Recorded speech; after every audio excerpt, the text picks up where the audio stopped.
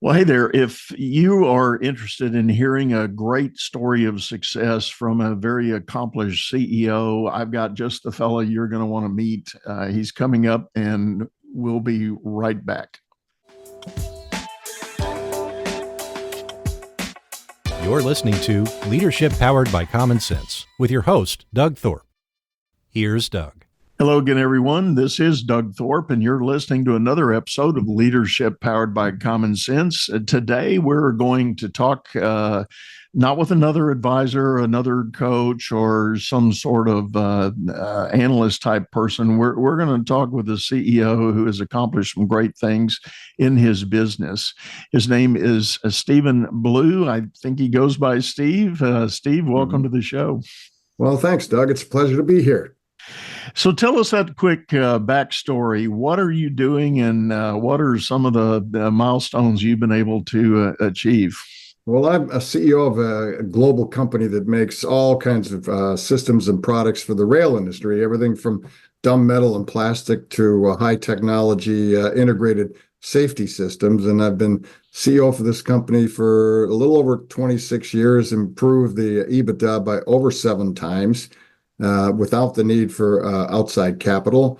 And I've been in leadership for, I have to say 40 years, 45 years. I hate to admit that.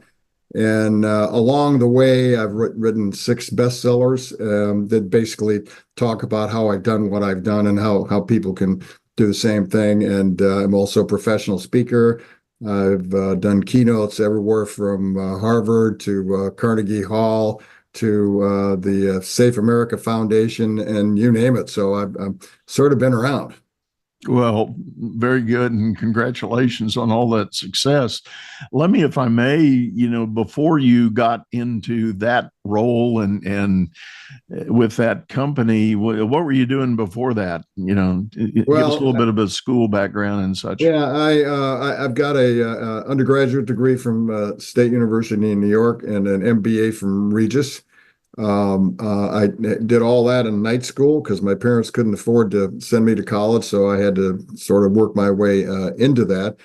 And I started off in leadership at a company called Allen Bradley, which is now Rockwell International. But Allen Bradley was and is probably the biggest producer of industrial automation systems in the world.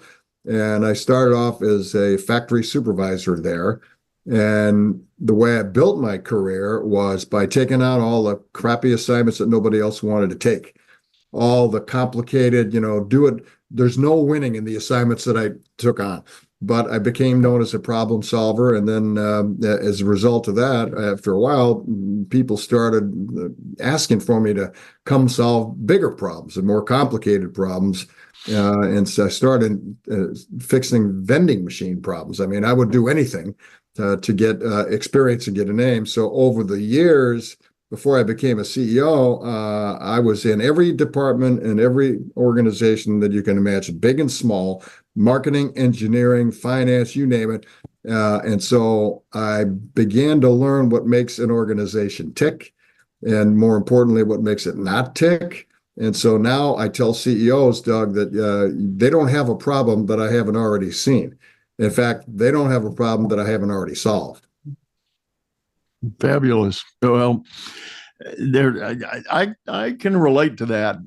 People ask me about, my background, and I too have been somewhat all over the map. And there are those that say, so you don't really do anything, or as the old joke goes, you can't keep a job. But Right. I view that as valuable learning and development, and Yeah. I'm like you now. When I get asked to come advise and coach with people, there's not really many situations you can fathom that I haven't already been a part of and had a role in finding a solution and seeing a better outcome.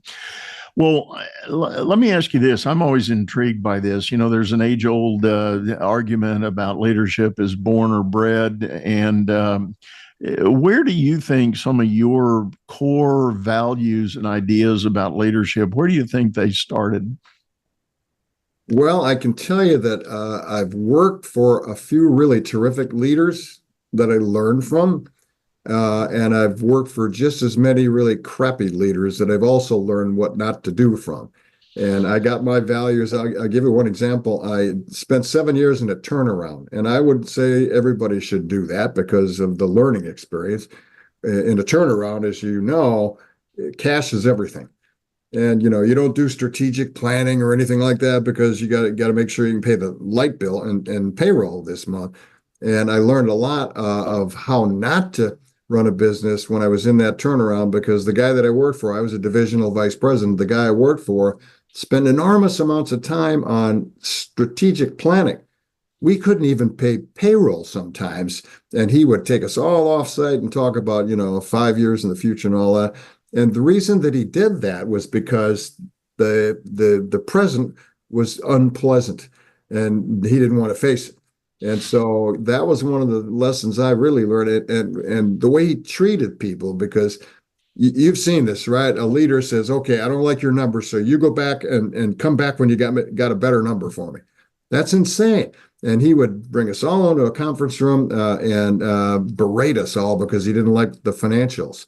And then he'd basically say, "Okay, we're going to be here until 8 o'clock tonight until I like the numbers. And then if I still don't like the numbers, 8 o'clock, we're going to meet at 7 o'clock tomorrow morning and start all over again." So lessons like that I learned about how not to treat people were just as important as the lessons I learned from terrific leaders on how to treat people. And I swore, Doug, I would never work in a toxic environment like that again. And I swore that I would never allow an organization that I ran to be toxic. Yeah.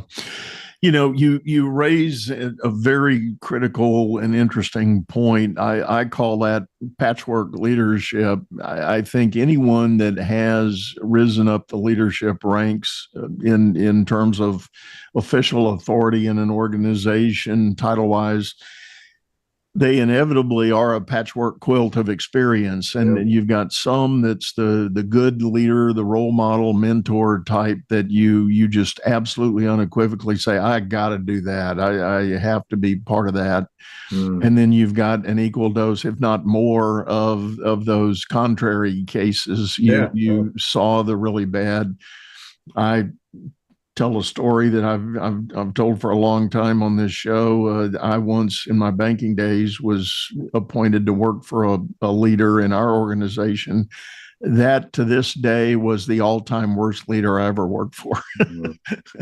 And I had to endure it for 3 years, and chose to endure it for 3 years. By the way, I think that's an important part. I was subject to his inability to operate, but I chose to stay there because I believed in the work I was doing and the experience I was having. Sure. And decided I was going to make it work in spite of him. And sure enough, that's exactly what happened.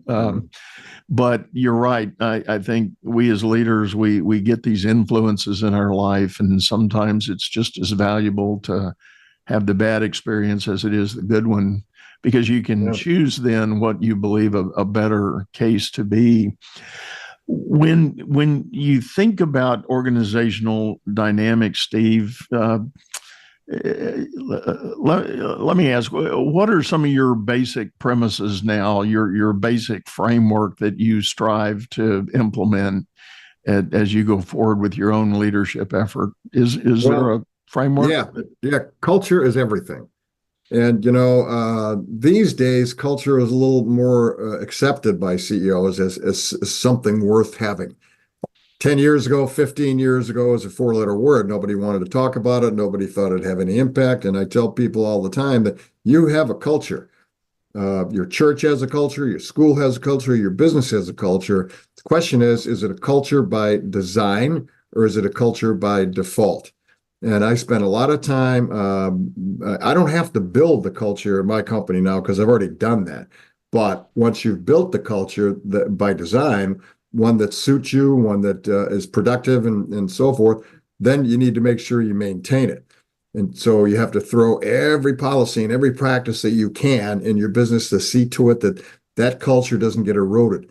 If you let people into the business that don't belong in that culture, that's bad. If you pay people or compensate people differently than how you want them to be, that's bad. And so the most important thing in a business is culture. And I'll give an example of a high performing culture. This isn't unusual or unique necessarily. I was in one Saturday morning catching up with some paperwork. And I looked over and I noticed that there were some people at the loading dock, a couple of factory people, a couple of engineers, and a U-Haul truck. I think that's weird because we ship by common carrier, right? So I couldn't, my curiosity got the best of me, Doug. So I went back there. I said, hey, what are you guys doing? Well, we had this part that we needed to have to make a customer commitment, and we couldn't get it. So we called every factory we could think of, every potential supplier we could think of all over the country until we found it. And then we rented a U-Haul to go get it so we could bring it back and implement it into the product. And it's sort of like remember the old FedEx story of the guy, driver that rented a helicopter way back when? It's sort of like that. And so then you say, okay, who gave them permission to go, and God knows what the price was on this part, right? Who gave them permission to do that? Nobody. Who gave them permission to go rent a U-Haul? Nobody. They did it all by themselves because it's a high-performing culture of people who really care about what they're doing and are dedicated to the mission. And I tell CEOs all the time, Doug, you want a culture like Cirque du Soleil.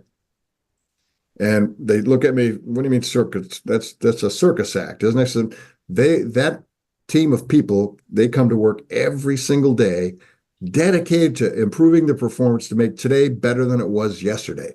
And you don't see them go, I'm not catching you today. I just don't feel like catching you today. I don't like you, so I'm not going to perform with you today. And that's the kind of culture that every CEO should strive to obtain. Yeah. And boy, I'm biting my tongue here to stay away from coach speak or business jargon speak. But to your point there, part of that, the guys with the U-Haul truck is that sense of empowerment. They knew it was the right thing to do. Yep. For the moment, and there were no questions about, well, I got to go get this truck approved, and I gotta, I gotta run that hoop and this hoop and that, and to your point, what was the price of that part? Who knows? Was there an approval process? And who cares? What were you going to do if that was a critical element in successful delivery to the client? You're going to go figure it out. I never even asked what it cost, because if I ask what it costs, then someone might go, "Oh, maybe he thinks it was too much. Maybe I shouldn't do it." Organization dynamics, to your question a few minutes, are very, very complicated, and leaders, by what they say and what they do, have a profound impact on the organization. My example right there would, if I'd even asked what that part cost, unless I went, oh man, it was a great deal, I'm glad you did it, people would have wondered whether they should do it again. And therefore, I've disrupted the natural flow of the organizational dynamic that I want. Yeah. And I think that raises a good point, and this is maybe a somewhat nebulous point, but nonetheless, I think it's pertinent with what you're saying. I challenge leaders to be very careful when they go do the classic management by walking around and they start asking questions. There is inevitably a whole other level of effort that goes into the outcome of that question, Yep. And I had a leader once who was a very technical guy, and he was just wildly curious. He just had this hunger for curiosity of what was going on. And he had a bad habit of walking out in his work group, and he had a large, couple of hundred employees at the time. He had a bad habit of walking out there, and he would see something that would pique his curiosity, and he would ask a question. And let's keep it simple. Let's just say, something like, well, what are you doing there? And without bookending that question with and letting them know, I'm just curious. There's no hidden meaning. There's no agenda here. I'm genuinely curious. just to ask the question, get an answer, and walk away, that employee is going to be sitting there speculating on all manner of random thought and everything from, have we just shifted gears? Are we just going a new direction? It'll all be bad. They'll It'll all make be it the bad. worst. They won't go, wow, he's really impressive what I'm doing here. That's the last thing that they'll conclude. Right, right. They'll always think the worst. Right, right. And so and truth be told, even if you do a good job of bookending and going, no, guys, you don't understand. I'm just genuinely curious. Yeah. I do care. I am interested. And if I feel like I don't know something, I'm probably going to ask. Until you can really get that point across as a leader, you've really got to be intentional about how you ask your questions. Exactly. The organization dynamics are a messy thing, as you know. They're very messy, and the only way you can understand them, maybe not the only way, but the way I understand them is because I've been through the mud of organization dynamics for 45 years. And I've seen I've seen how one ripple causes a bigger ripple, and it becomes a wave, and then then all of a sudden you've screwed everything up. And the only way I can know that is because I tell people all the time that the only way I know that is because I failed at that a bunch of times. And every time I failed at anything, there was the seed of a future success. But also, anytime I've succeeded at something, there was a seed there of a future failure. It kind of works both ways. Right, right. I interviewed a CEO a while back. He happened to be a banking CEO, and he was talking about the dynamic. You alluded to it a moment ago, Steve, the notion of getting the right people on board as you need to add people to perpetuate the culture. He was talking in terms of there's an inevitable spectrum of people, particularly people that might join the leadership team, and that is way out on one end, you've got the guy that's the very vocal naysayer. If they don't agree with what you're doing, they'll quickly tell you, and you'll have no doubt about their mindset. But then on the other end of the spectrum, you've got that incredibly passive aggressive personality that'll nod their head, go, yeah, sure, boss, no. But then as soon as they walk out of the room, they'll be going, God, he's an idiot. There's no way I'm going to do this, blah, blah, blah. And he said his biggest challenge was bringing both of those extremes more to a median, kind of a center that did represent the culture of the company and the work they really wanted to be doing. Yeah, and it's interesting that you mentioned that, because I wrote a piece for, I don't know, Industry Week or somebody just a month or so ago about why don't people do what you want them to?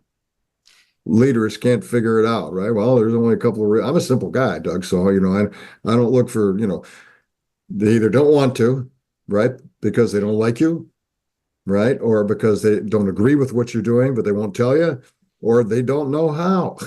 Or the only other reason could be you weren't clear on what you wanted them to do. Too many times leaders expect people to know what has to be done, and then they're surprised when it doesn't get done, and they're upset. Why wasn't it done? Why wasn't it done? I remember I worked for a guy once who I was new in a position, just gotten into marketing for the first time in an executive role, and I didn't know how to do half that stuff. I really didn't, but he expected me to know.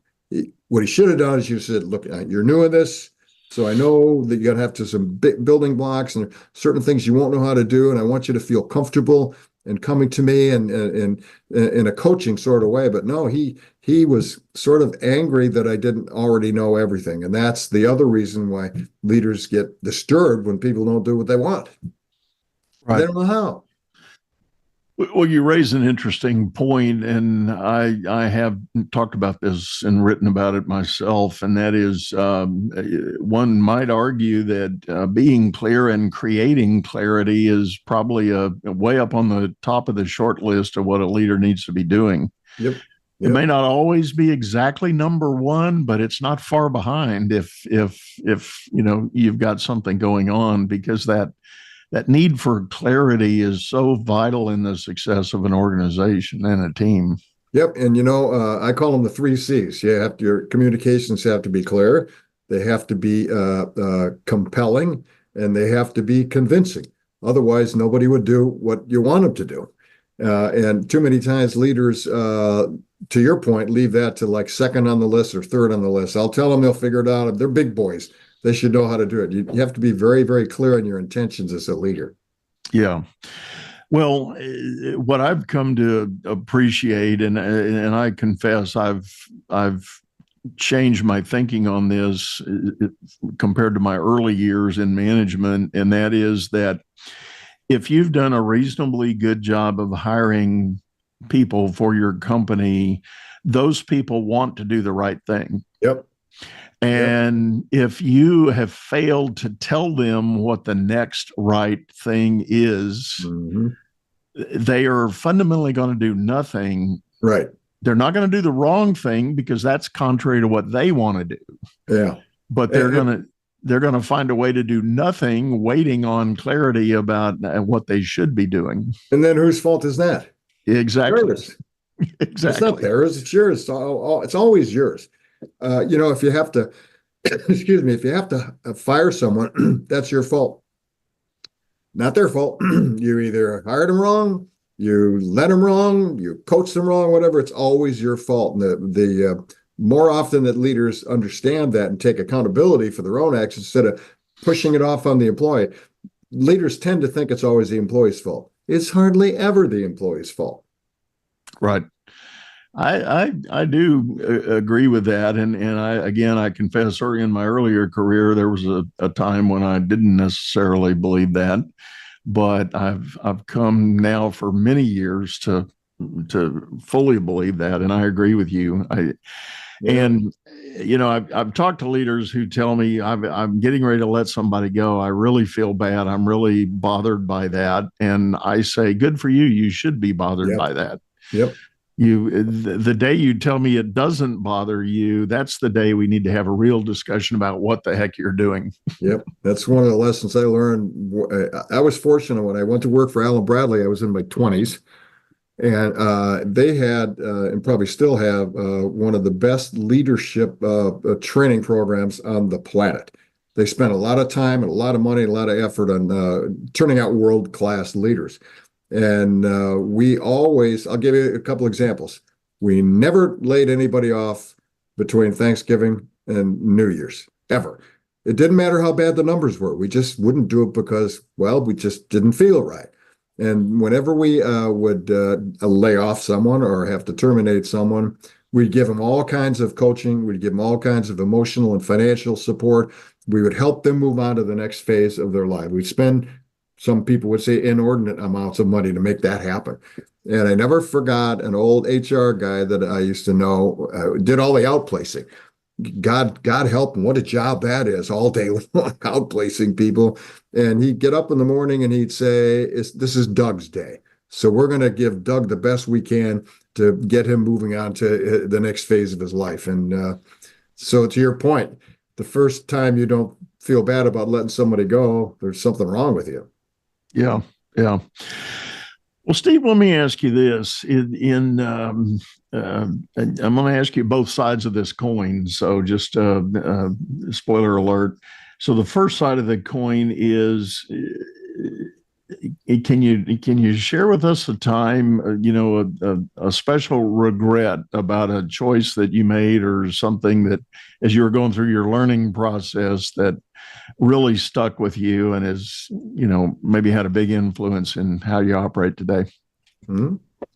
Well, I'm going to give you both sides of that coin, even though you didn't ask me for the other side yet. Well, I was going to, but go ahead. No, I know where you're going with this. Yeah.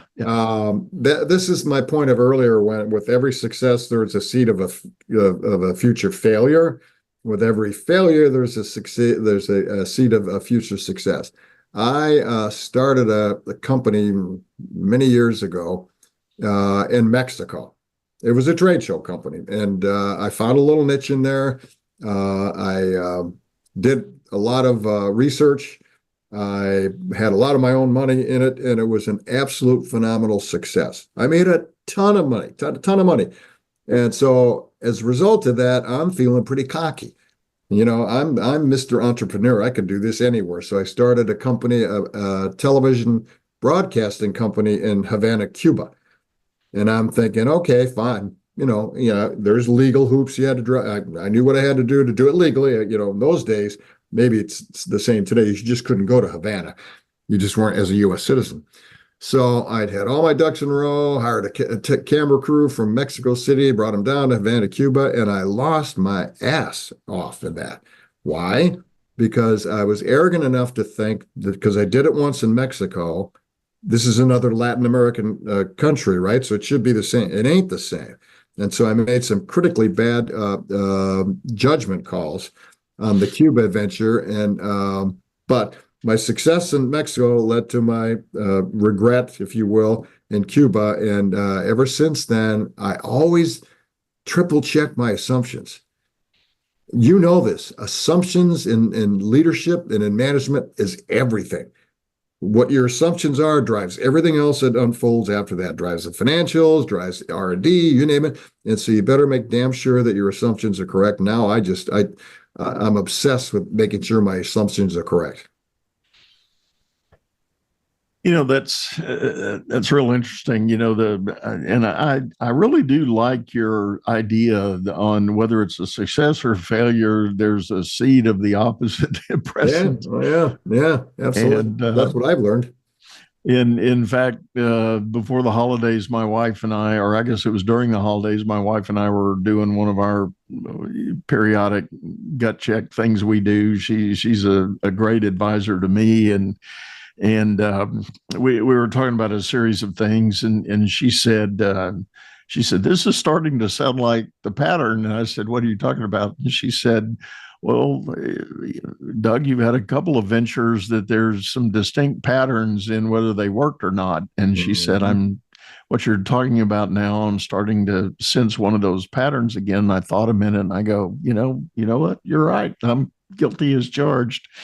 So, that caused a whole, and to your point, I think it's the whole, check your assumptions. Yeah. And sometimes we do get into our own personal paradigm of the way to look at the world and the things we think we believe in and what we want to do. In fact, I just concluded a recording with a guest. He was talking about paradigm shifting to try to enlighten and enhance your effectiveness as a leader in an organization.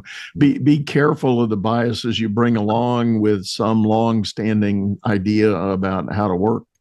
And everybody's got them. It's, what is it called? Confirmation bias, right? Right. You have your thing, and so then you're going to find all the evidence in the world that supports your thing, and you're going to ignore everything that doesn't support your thing, and that's very dangerous, especially in a CEO role, because you can swing massive amounts of money in the wrong direction. You can cause massive amounts of layoff. I tell my people all the time that a CEO is only about 2 decisions away from wrecking the company. The reason why big companies have layers upon layers, no one person can kill it. No one person can drive the company under, right? So, and by the time it gets all the way up here, well, it never gets all the way up here, right? Because it just doesn't. But a CEO can wreck the company with 2 really bad decisions. And so you better be thinking about your decision making. Well, I'm chuckling to myself, being a native of the Houston area. When we start talking about these kinds of decisioning, you can't help but reflect on the Enron debacle and the way that permeated the organization, or didn't permeate the organization, as it were. But I digress. That was a very different case study, but well, that's I haven't studied that. I'm familiar with it, of course, but if you did a deep dive on that, I think you'd find out their values drove the destruction of the company. And what were their values? I can tell you what they are right now. I've never read a thing about it other than what's commonly available in media. Profit, profit, profit, profit, profit, profit, profit, profit. Get better, better, better, better, better, better, better, better. And when you're obsessed with that, as you know, it drives all kinds of crazy decisions, from cooking the books to God knows what else. And I'll give you one more quick example. Wells Fargo, they used to have one of their core values was doing what was right by the customers. It was, on the boardroom wall. It was in their annual report. And yet they created 2 million ghost accounts from 2 million customers that didn't ask for them. Okay, I'm tilting here, Doug. I don't get it. We do what's right by the customer, yet you defrauded the customer. And what happens is the CEO thinks those values are real. It doesn't realize that they're not, and that wrecks more companies than anything else. Right, right. Setting that up.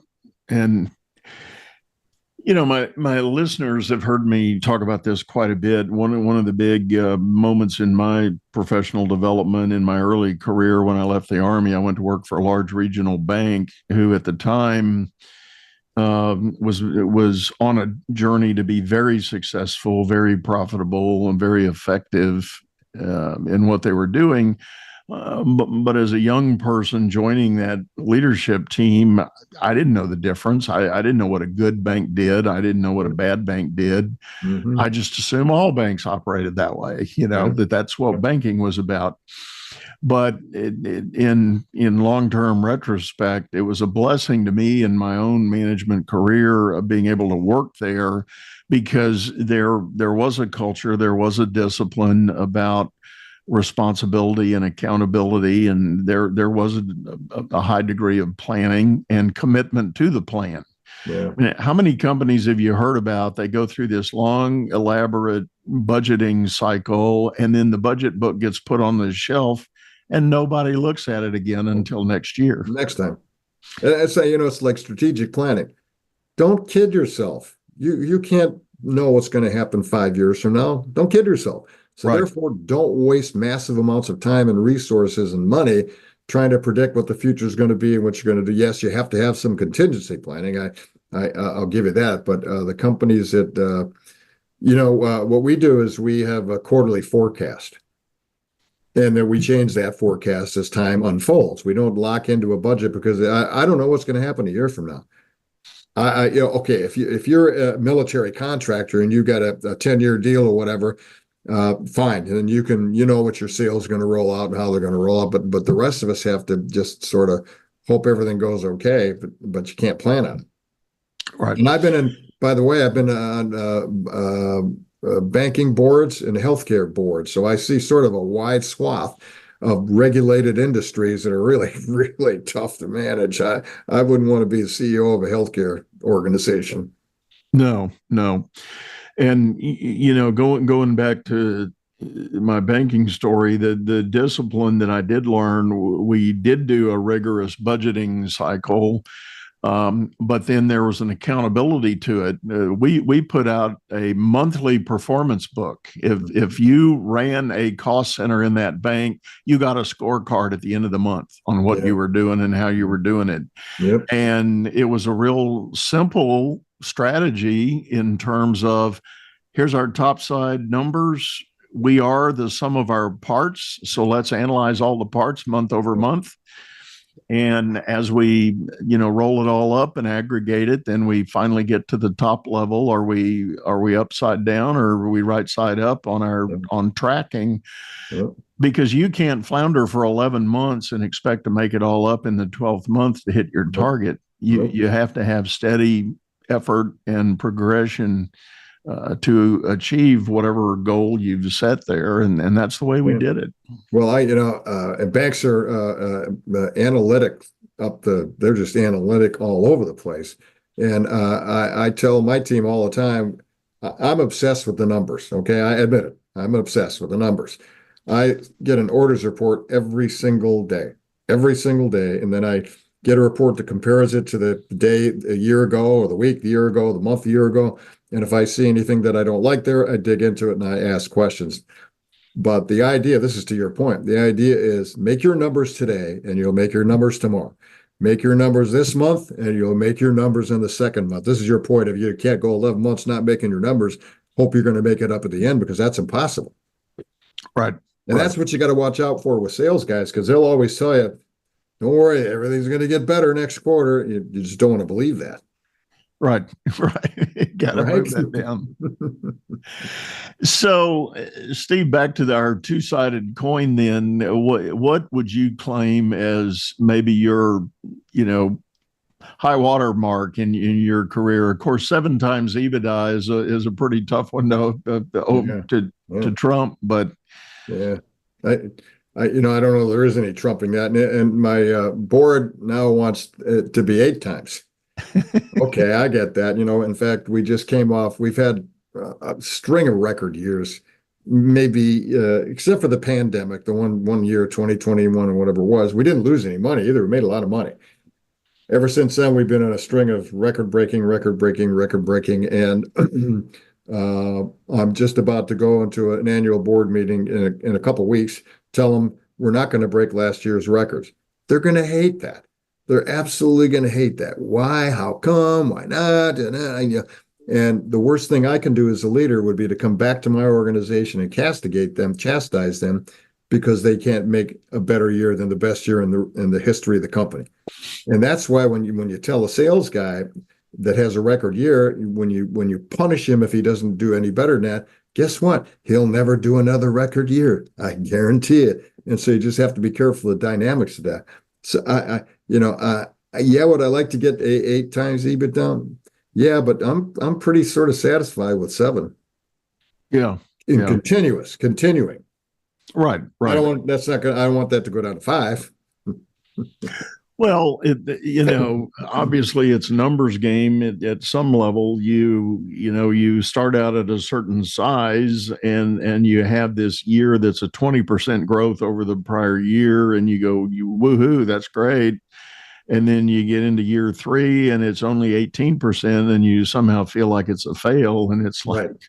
well, the numbers are starting to get much bigger as you go forward. Exactly right. It gets harder. And so sustaining some number, and again, just not to beat it up, but go back to my banking example, what our CEO was adamant about doing. He was a guy that taught me the value of knowing the long game in your business, not just that month over month or quarter by quarter return, but the true long game.